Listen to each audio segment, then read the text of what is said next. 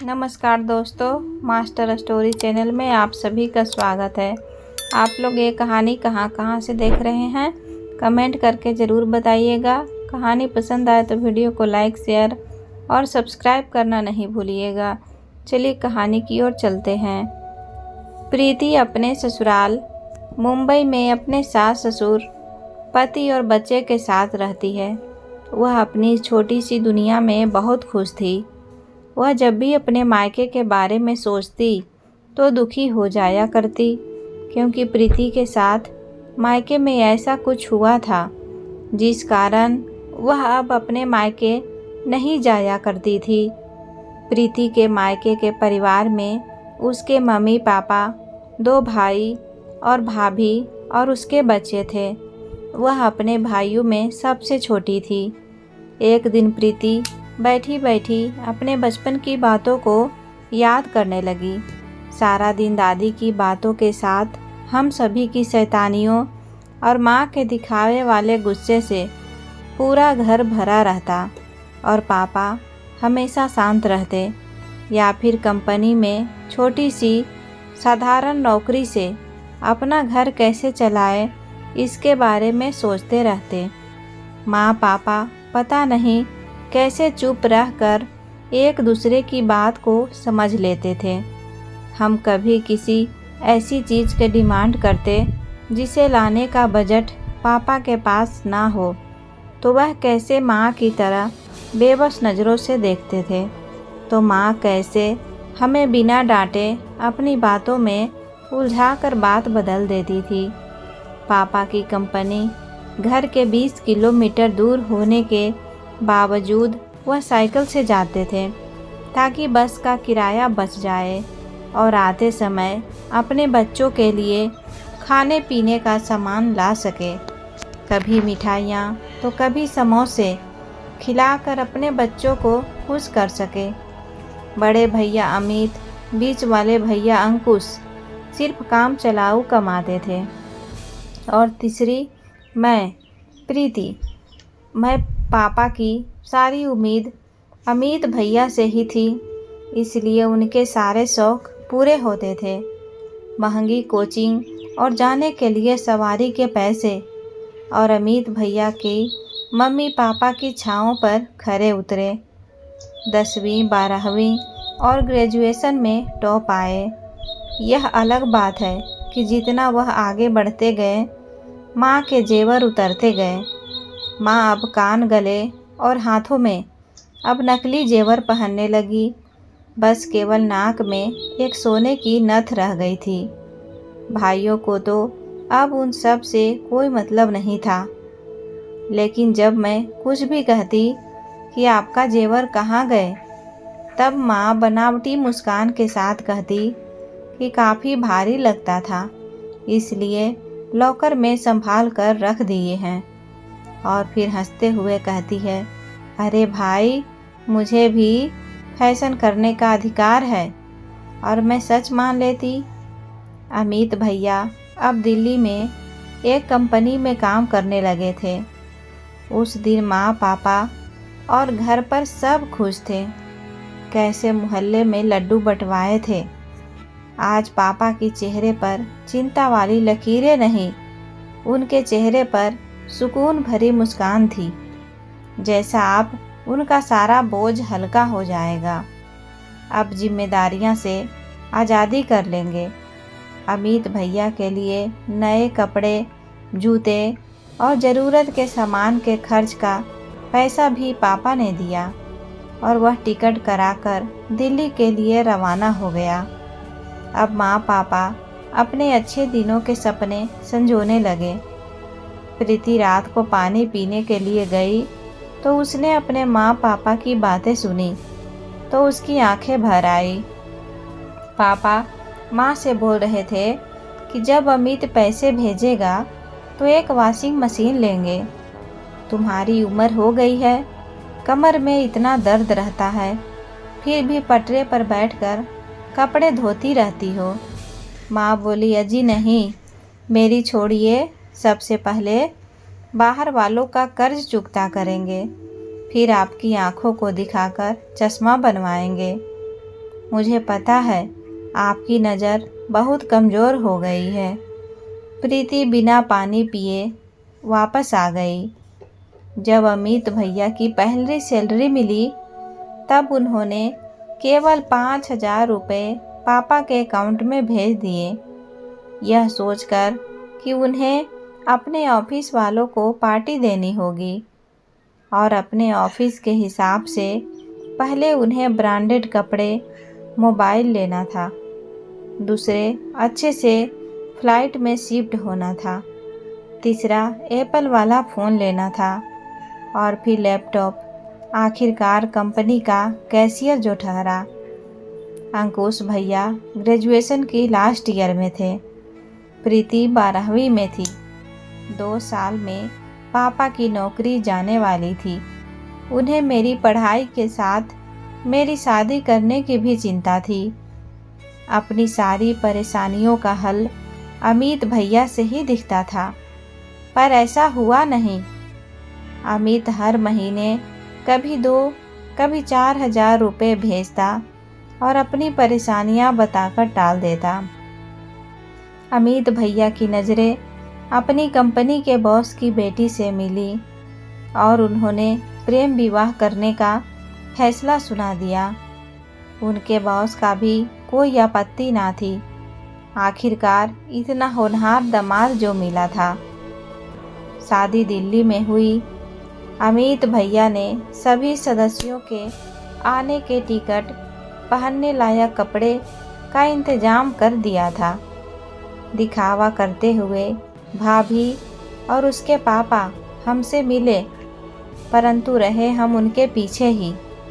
माँ खुश थी अपने बेटे अमित की शादी होता देख। पापा अंदर ही अंदर घुट रहे थे और शादी हो चुकी थी। अमित और अंजलि भाभी 4 साल के लिए अमेरिका बिजनेस के लिए चले गए। अब वह भी वापस घर आ गए थे। अंकुश ने उदास पापा के कंधों पर हाथ रखा, जैसे कह रहे हैं आप चिंता मत कीजिए, मैं हूँ ना। अब अंकुश भैया ने कॉलेज के साथ साथ पार्ट टाइम कंपनी में काम करना शुरू कर दिया। अपने घर की स्थिति देख पापा उन्हें थोड़ा डांटा भी और नाराज़गी जाहिर की, और हर बार की तरह माँ ने संभाल लिया। पापा की नौकरी के जाने के बाद अंकुश भैया उनकी कंपनी में मैनेजर बन गए। प्रीति की शादी अंकुश के दोस्त सुमित के साथ हो गई।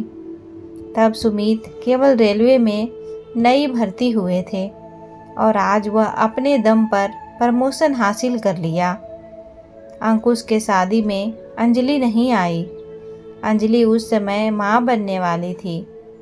मजबूरन अमित ही शादी में शामिल हुआ। माँ अपनी बड़ी बहू अंजलि के पैर आंगन में कब पड़ेंगे यह सोचते सोचते उनकी राह देखते देखते भगवान की प्यारी हो गई। अंकुश की पत्नी का व्यवहार बहुत अच्छा था, बिल्कुल माँ की परछाई की तरह। सुमित का तबादला जब मुंबई में हुआ तब मैंने अपने सारे गहने अपनी माँ के लॉकर में रख दिए थे कि जब शहर में लॉकर ले लूँगी तब गहने को ले आऊँगी। तब माँ मेरी अमानत संभाल कर रखी और चाबी पापा को दे दी। छोटी भाभी दीपा और अंकुश भैया को भी यह बात पता थी।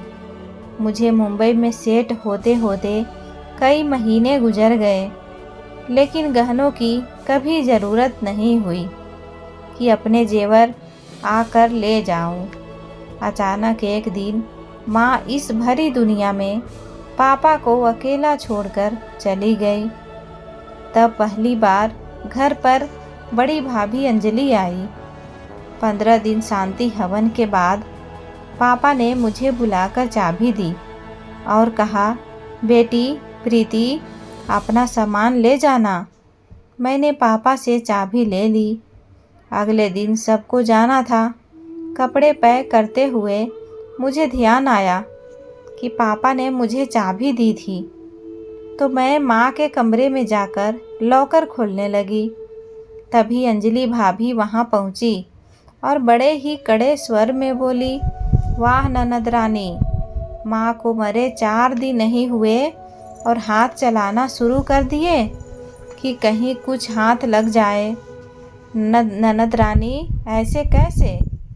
सासू माँ के सारे जेवर आप हड़प लेंगे, बराबर का हिस्सा मिलेगा, समझी आप।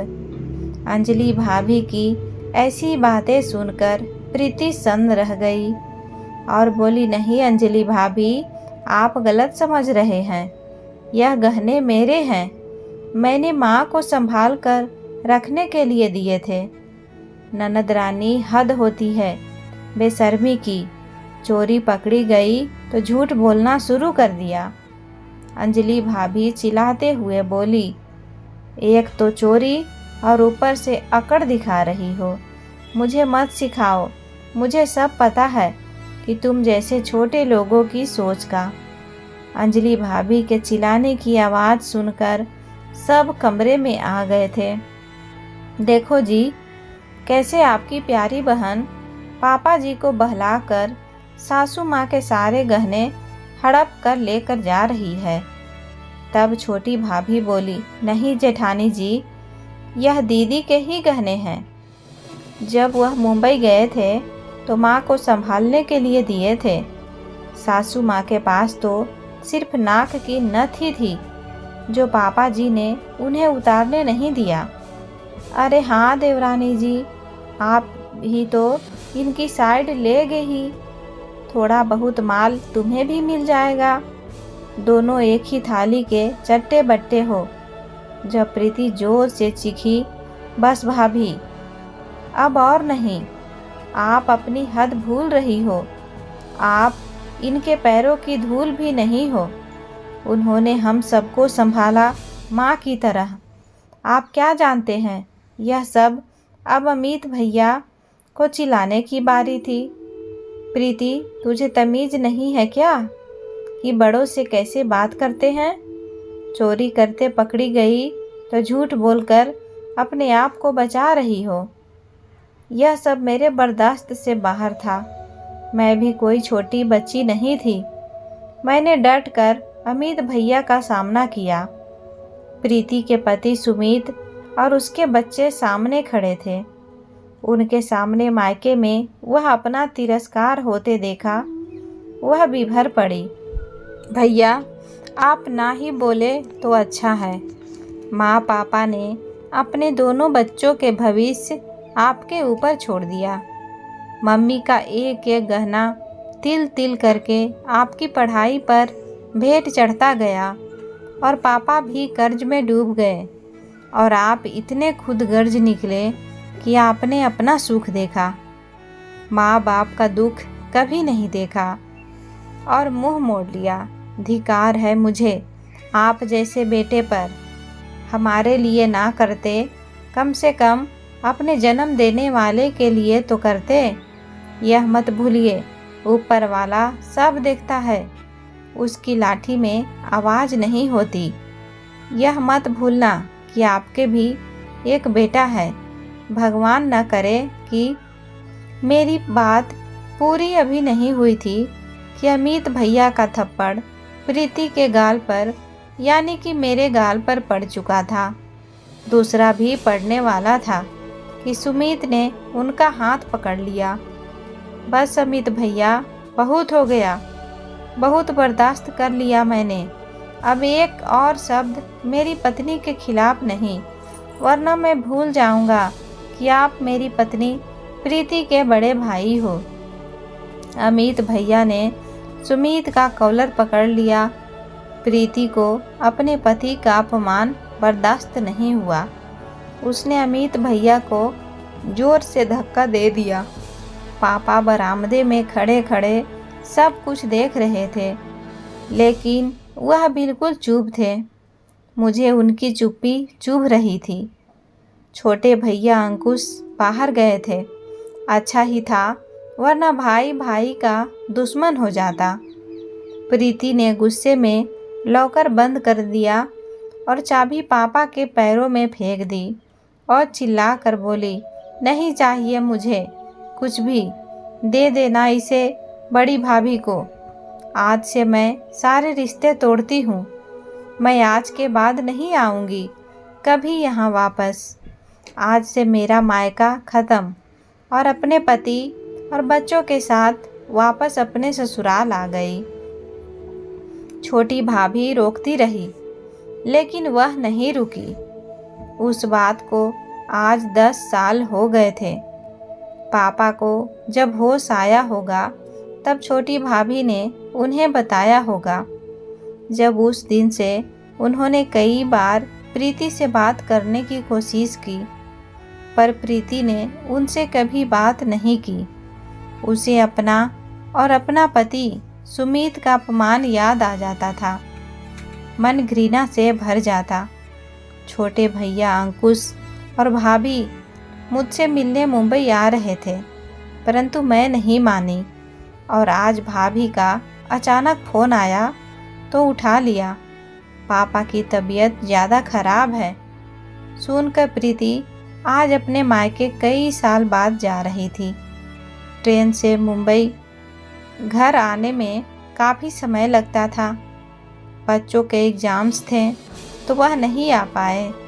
प्रीति फालतू के झंझट में मत पड़ना समझाते हुए कहकर सुमित वापस लौट आया। वह सुबह तक लखनऊ स्टेशन पहुंच चुकी थी। इसका मतलब वह पूरी रात सो नहीं पाई। वह अपना सामान लेकर ट्रेन से उतरकर सीधे घर आ गई। घर जाकर तुरंत ही वहां पापा के कमरे में पहुंच गई। पापा बड़े ही कमज़ोर लग रहे थे। आंखें गड़ी हुई, बूढ़ा शरीर, चेहरे पर उदासी, माथे पर चिंता की लकीर।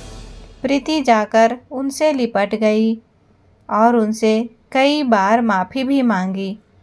हमेशा की तरह वह प्रीति का सर प्यार से सहलाते रहे। तभी छोटी भाभी दीपा पानी लेकर आई और बोली, दीदी पापा आपको बहुत याद कर रहे थे। हाँ भाभी, तभी तो आ गई, वह रुआसी आवाज़ में बोली और दिखावे की मुस्कान होठों पर लाई। लेकिन उसकी माँ आज आंसुओं से भरा हुआ था। पापा उसे देख सब समझ चुके थे। वह प्रीति के हाथों को थपथपाने लगे, जैसे कहना चाह रहे हो कि कोई बात नहीं। वह धीमी आवाज़ में बोले, जाओ आराम करो, रात का सफ़र था। वह उठ गई। बाथरूम जाते समय उसे एक लड़का दिखाई पड़ा। वह पापा के पैरों पर तेल से मालिश कर रहा था। प्रीति के थोड़ा अजीब लगा कि दोस्त होकर भी इतनी सेवा, पर थकी हारी होने की वजह से उसने उसे नज़रअंदाज कर दिया। जब प्रीति बाथरूम से बाहर निकली तो अचानक उसका पैर फिसला। वह गिरने ही वाली थी कि उस लड़के ने उन्हें थाम लिया। संभाल कर बुआ जी। प्रीति को उसके मुंह से बुआ शब्द सुनकर अच्छा भी लगा और अजीब सा भी लगा। नाश्ता लग चुका था, सब आ गए थे, भैया भाभी, मेरी भतीजी। तभी भाभी ने आवाज़ लगाई, बीर तुम भी आ जाओ, नाश्ता कर लो। बीर आया और पापा और अपना नाश्ता लेकर चला गया। यह कहकर मैं दादा के साथ कर लूँगा। प्रीति भाभी का मुंह ताकने लगी। भाभी उसे देखकर समझ गई और मुस्कुरा कर बोली, यह अमित भाई और अंजलि भाभी का लड़का है, बहुत ही समझदार है। भैया भाभी भी आना चाहते थे, पर आपके सामने आने से डर रहे थे कि आपसे नज़र कैसे मिलाएंगे। उन्हें अपनी गलती का एहसास है। यह बात उन्होंने तभी समझ में आ गई थी जब आप यहाँ से गुस्से में गई थी। तब पापा ने उन्हें बहुत डांटा था और उनको फटकार लगाई थी, पर आप इतने गुस्से में थे कि किसी की हिम्मत नहीं हुई थी आपसे बात करने की। पापा जी ने बहुत कोशिशें की आपसे बात करने की। बीर ने भी इसलिए अपने बारे में सही नहीं बताया। उसे डर था कि कहीं उसके मम्मी पापा की वजह से आप उससे गुस्सा ना करें। प्रीति ने जब पापा के कमरे की तरफ एक नज़र उठाकर देखा तो वीर दरवाजे की आड़ में खड़ा सब कुछ सुन रहा था और आंखें पोंछ रहा था। प्रीति का दिल भर आया। इशारे से उसने उसे बुलाया। वह सीधा प्रीति के पैरों में बैठ गया और रूंधे गले से बोला, बुआ, मैं नहीं जानता था कि मेरी इतनी प्यारी फैमिली, इतनी प्यारी बुआ है। मुझे तो बचपन से ही मम्मी पापा ने हॉस्टल में भेज दिया था। दादी के जाने के बाद उन्हें भी परिवार की अहमियत का पता चला। मम्मी पापा का अमेरिका वाला बिजनेस घाटे में था, इसलिए उन्होंने मुझे मम्मी पापा यहाँ भेज दिया। यहाँ आकर मुझे सब पता चला कि मैं इतने प्यारे परिवार का बेटा हूँ। मम्मी पापा अपनी गलती मानते हैं। वह आपको बहुत याद करते हैं। बुआ, क्या एक गलती के लिए आप हमें ज़िंदगी भर सज़ा देंगे? मम्मी पापा को छोड़िए, पर मेरी क्या गलती है? उसकी इतनी समझदारी वाली प्यारी बातें सुनकर उनकी आंखों में आंसू बहने लगे। प्रीति ने उसे अपने सीने से लगा लिया। अगले दिन पापा की हालत और ज़्यादा खराब हो गई। अंकुश भैया ने अमित भैया को आज फ़ोन करके सब कुछ बताया और वह वहां पहुंच गए। प्रीति उन्हें देखकर अपने कमरे में जाने लगी तो अमित भैया ने प्रीति का हाथ पकड़ लिया। मेरी बहन, मुझे माफ़ नहीं करोगी क्या? वहाँ कुछ बोल ना सकी, सिर्फ उन्हें देखती ही रह गई कि तभी अंजलि भाभी भी मेरे पैरों में आकर गिर गई। प्रीति, मुझे बहुत बड़ी गलती हो गई है। मैं तुम्हारा बहुत अपमान किया। आज सच्चे दिल से माफ़ी मांगती हूँ। प्रीति ने उन्हें अपने पैरों से उठाकर अपने गले से लगा लिया। कोई बात नहीं, गलती सबसे होती है। एक गलती से खून के रिश्ते कभी फीके नहीं पड़ते हैं। और अब तो यह जिम्मेदारी इन नवाबजादे ने संभाली है। वीर मुझसे लिपट गया। थैंक यू बुआ जी। पापा ने छोटी भाभी को कुछ इशारा किया। भाभी अंदर जाकर चाबी लेकर आई। चाबी लाकर उन्होंने अमित भैया के हाथ में दे दी। उन्होंने लॉकर से जेवर लाकर मेरे हाथों में थमा दिया और हाथ जोड़कर खड़े हो गए। प्रीति बोली, अमित भैया, बात जेवर की नहीं बल्कि मेरे पति सुमित का अपमान की था। पापा की आंखों में एक आस थी कि वह अंतिम घड़ी में परिवार को एक होता देखना चाहते थे। वह आस भरी उदास नज़रों से उसे एक टक देखे जा रहे थे। उसने भी उनकी बात का मान रखा और अमित भैया के गले लगा। रात को ही पापा इस भरी दुनिया से छुटकारा पा गए। वह भगवान को प्यारे हो गए। उसने अपने पति सुमित को फ़ोन कर सब बताया। वह उनके अंतिम संस्कार पर आए। अमित भैया और भाभी ने सुमित से माफ़ी मांगी और वह वापस मुंबई लौट गए। वह कुछ दिन बाद घर आई। जब वह जाने की तैयारी करने लगी, जाते समय फिर भैया भाभी ने उससे माफ़ी मांगी और गले लगाया और बोले, मैं अब तुम्हारे और अंकुश के लिए पापा की जगह हूँ। कोई ज़रूरत हो तो बेझिझक बोलना। उसने हामी भरी और भारी मन से वापस आ गई। रिश्ते तो जुड़ गए थे, पर खोखलेपन के साथ। आज भी प्रीति के दिल में टस उठती थी कि भैया भाभी को अपनी गलती का एहसास था।